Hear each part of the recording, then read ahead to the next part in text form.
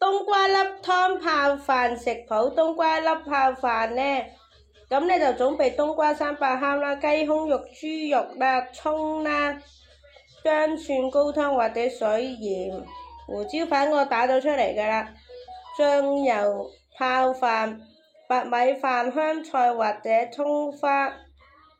咁你大家喺鍋入邊加入適量嘅植物油，放入薑片同埋蒜末，稍微翻炒出香味。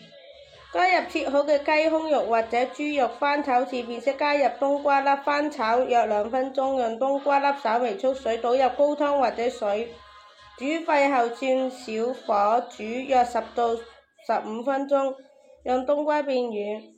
根據口味加鹽、胡椒粉同埋醬油調味，煮幾分鐘以讓味道融合。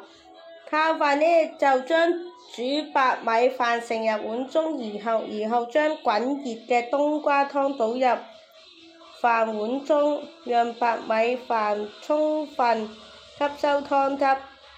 可以在湯泡飯上撒一些切好嘅香菜或者葱花，以增添風味同埋顏色。熱騰騰嘅冬瓜粒湯泡飯即可享用，清爽又美味。冬瓜粒